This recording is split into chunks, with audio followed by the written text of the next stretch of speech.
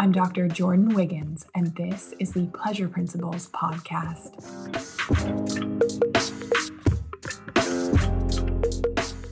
Join me on this journey where sex, science, and sensuality meet. Let's change the conversation around sex and pleasure together.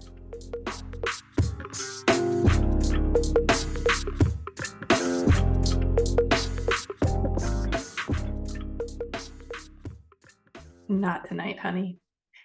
No one ever really likes to hear that response.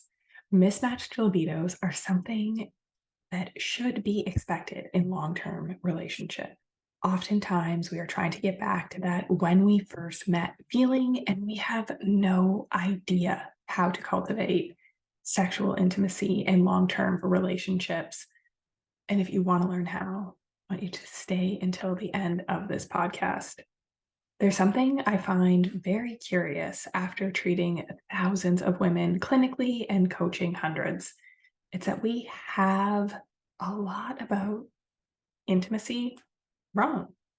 Women with a higher desire for sex, for intimacy, that is the way that it should actually be.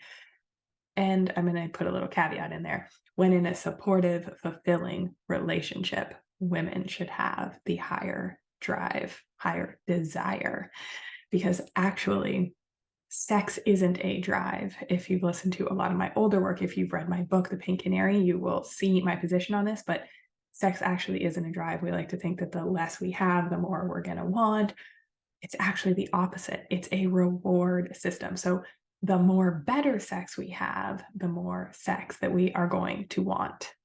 We have lots to unpack here with years of bullshit, societal conditioning that has suppressed female sexuality, and there has nothing to do with like the excuses that we think, like we're told it's our hormones.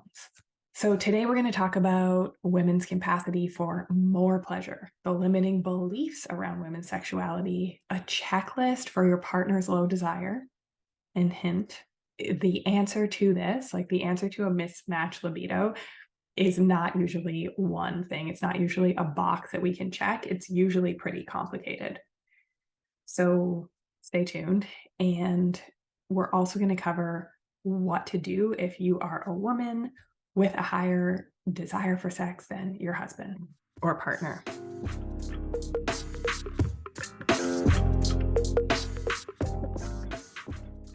I'm going to say it again. Women with a higher desire for sex, intimacy is the way it should be in a connected, fulfilling, supportive relationship. That's the caveat. In a healthy relationship, women should have the higher desire.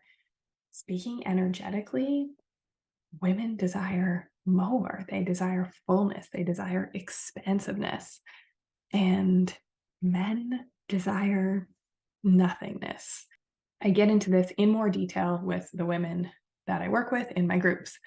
One of the members of my group was talking about using a new toy and having a really long, expansive orgasm, something that we had been working towards. And what was the result? She wanted it again. Think back to a time where you were very sexually satisfied. If you had the best sex of your life, were you just like, yeah, okay, that was great? Or did you want more? Maybe even me saying that, there's some contraction around it. Maybe you feel it in your gut or your pelvic floor, like there's something wrong with you for desiring more. And that is exactly what I'm talking about. When a woman is being fulfilled sexually, emotionally, and she feels safe, it's the way it should be to want more. And we've been turned away from this. So for example, let's chat about anatomy for a second. So the clitoris has 8,000 nerve endings. This is more than double the nerve endings than the head of the penis. So our capacity for sensation and pleasure is twice as much. And we have an organ just completely dedicated to feeling good. And this organ has been left out of medical textbooks for years and years. And we didn't even talk about it until the cliteracy movement.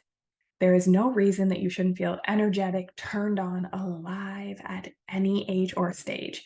And yes, there are seasons in our lives like postpartum or times of grief and stress when your health is affected that our libido will ebb and flow, and that is totally normal.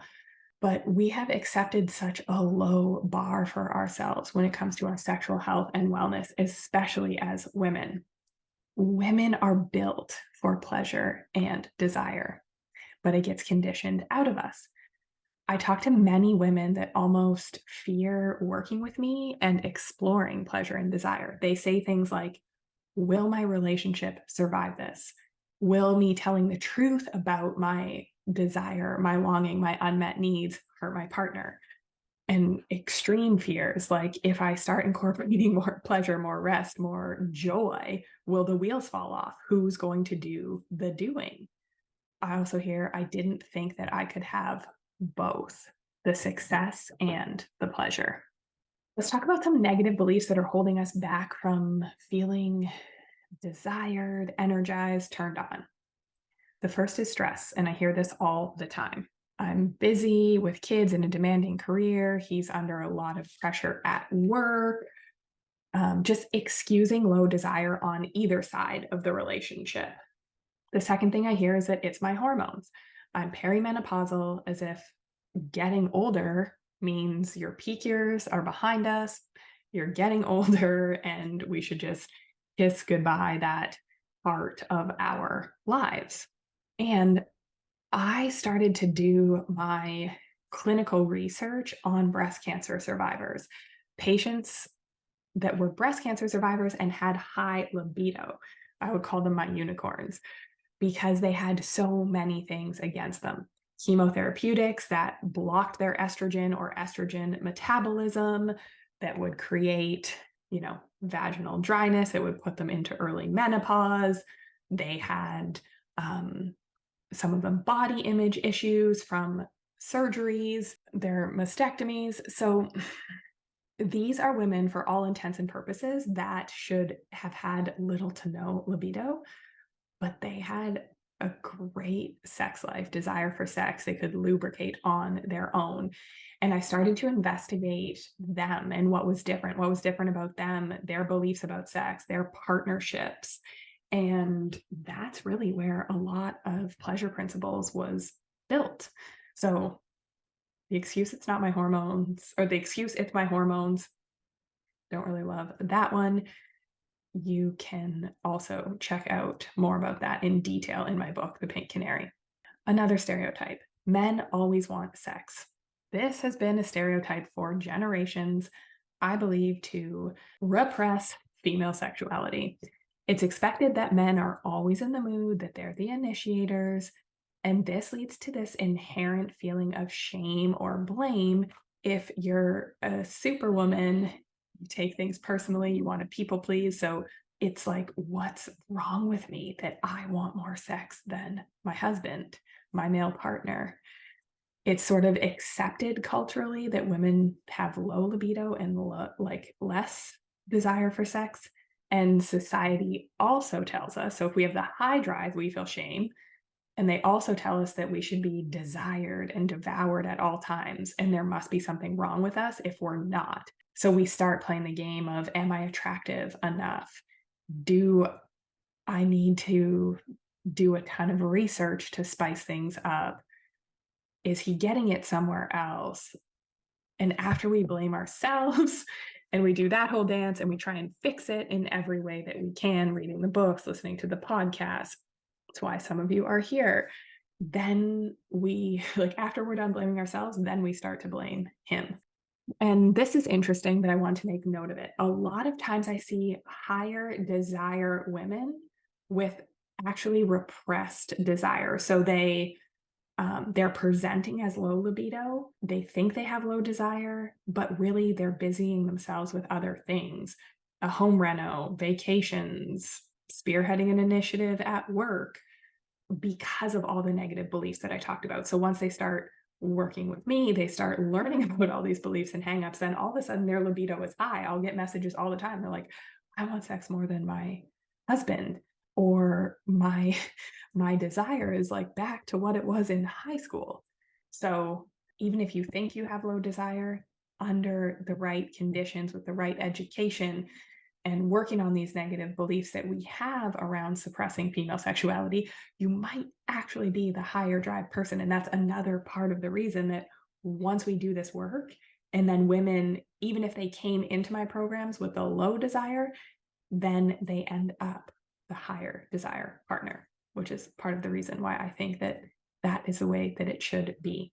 We are conditioned to think that hearing a no or rejection is bad. Plus, a superwoman's adrenals are shot, our stress response is shot, and we need really good adrenal function to hear a no and tolerate it. Many of us would rather work harder to make sure that everything goes good than hear a no or be rejected. And if you are in sales and you want to work on fixing your adrenal function so that you can tolerate a no and attract a yes, I am your girl. The fear of hearing no is so crushing for women. So we learn to turn off and fill our cups in other areas, but the longing is still there. That's why you're listening to this podcast. So even if you're the high desire person, you have the longing, there's more there. And if you're the low desire person or have repressed that desire in any way, there's this, we know there's something off, there's something missing.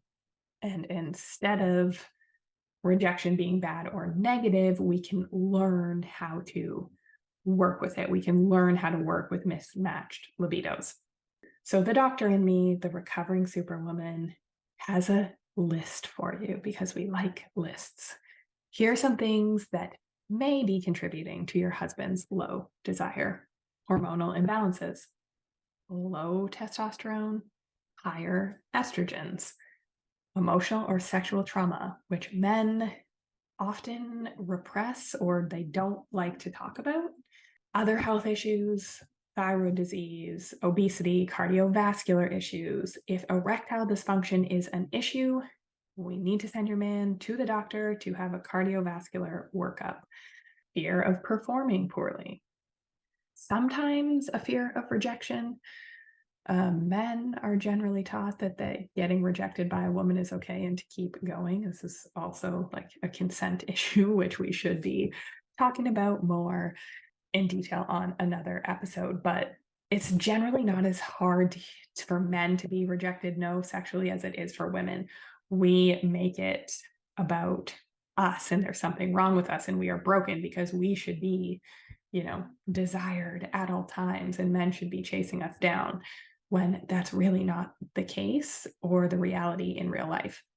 And another underlying issue is unprocessed grief or depression, which I also see often in men that isn't adequately treated. So what do we do about it? I know, Superwoman, hoping in your little fix-it heart that there will be a simple answer, and there isn't. It's also why you have the books collecting dust, the online courses that you maybe purchased but didn't make your way through, the other podcasts that you've listened to, and there are no answers that actually help because they don't get to the root of the problem, the complexity of the issue. So I'm going to tell you the truth, even though it is not nice, clean, unicorn fart tips. Tip number one, women are built for pleasure and desire. So stop suppressing it, stop denying it. You deserve to feel alive and turned on, no matter the age or stage of your life.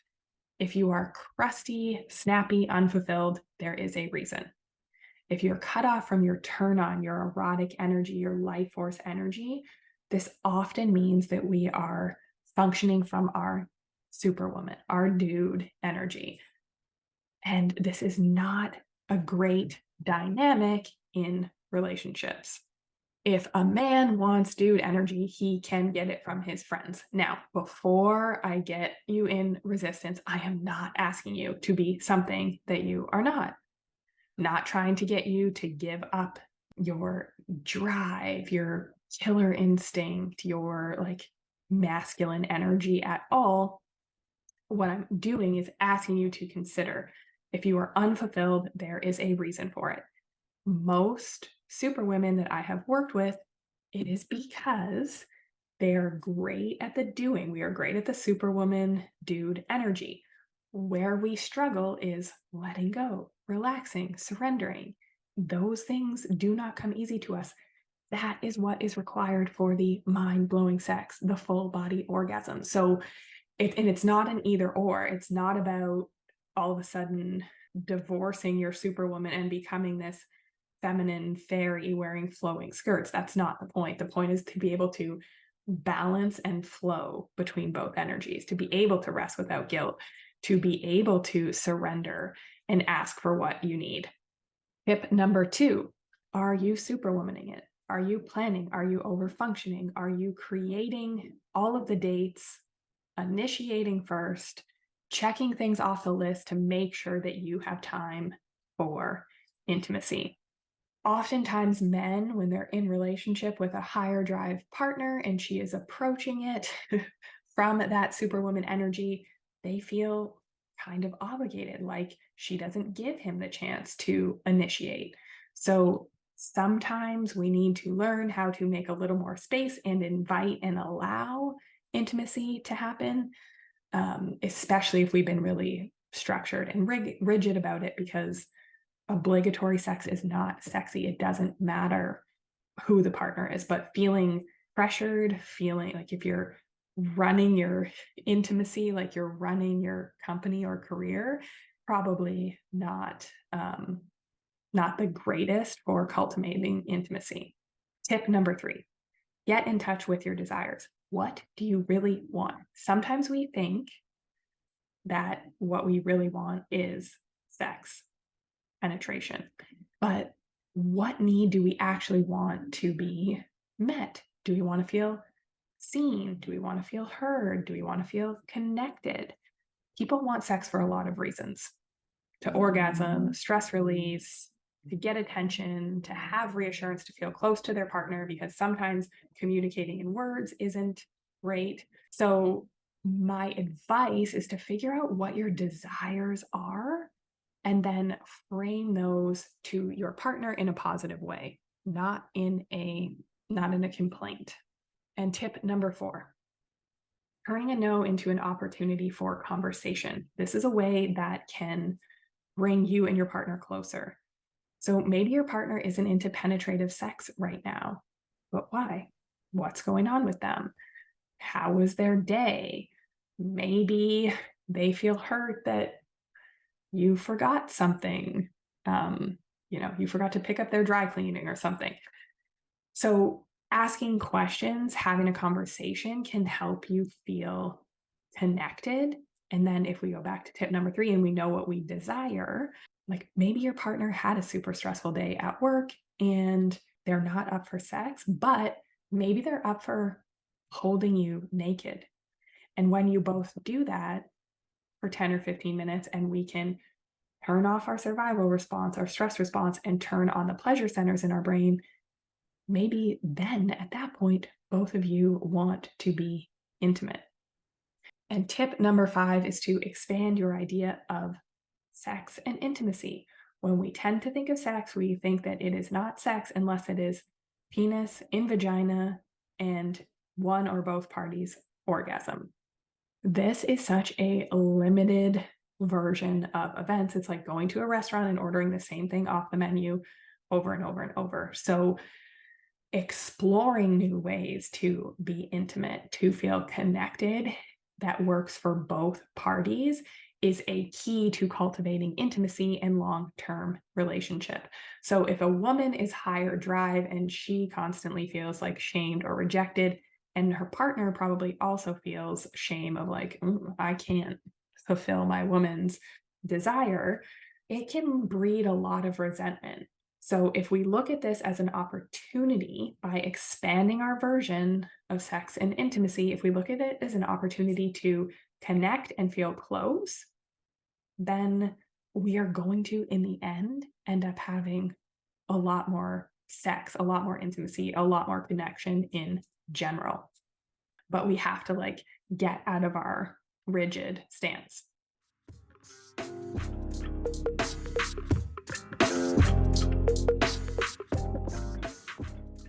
let's be honest, you have accomplished a hell of a lot and have a very little pleasure to show for it. You have the house, the car, the bags, you take the vacations, but your pleasure tank is low. You sometimes even feel like you're watching life go by from a bird's eye view. You take the courses, you invest in yourself, you work out, you eat well, you do the things that most people want to do, and yet you're not as happy as you want to be. Something is still missing. You might even think, what is wrong with me? These are things that I hear from superwomen all the time. You're settling for a low pleasure tank because you think that that is the cost of having financial success, freedom. And that means that you have to sacrifice having the good sex and connection too. That somehow it's not possible for you to have it all. If this speaks to you and you want to feel energetic, desired, turned on, without sacrificing any of your power, without adding more to your already overwhelming to-do list, there are 2 ways to work with me right now.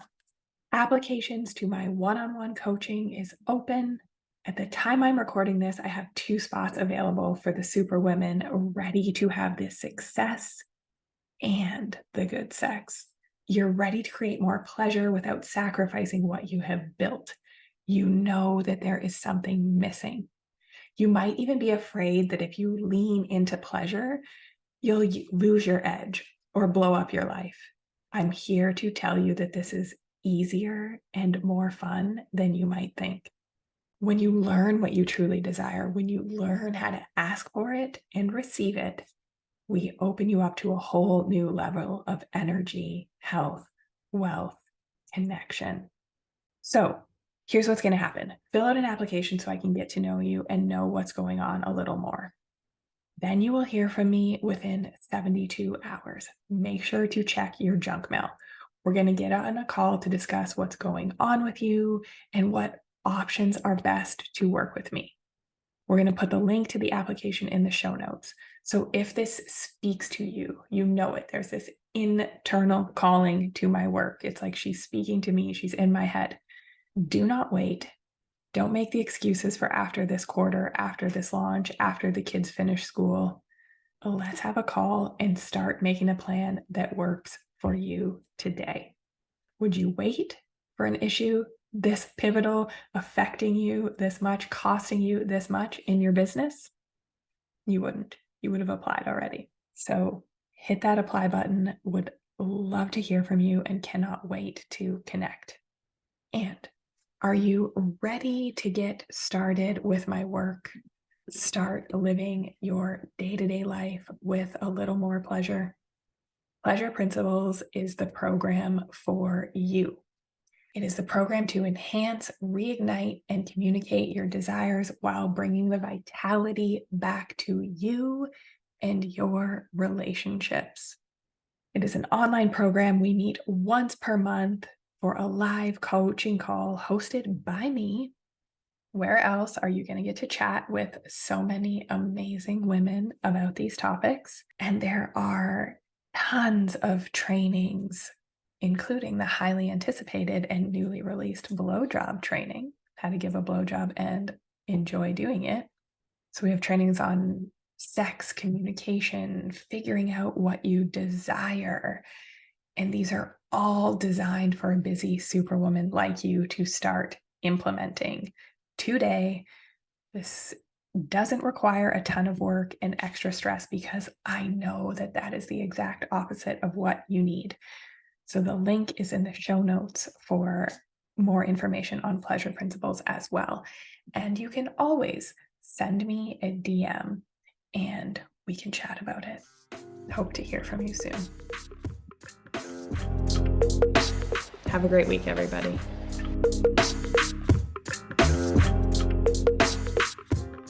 If you like what you heard in this episode, leave me a rating.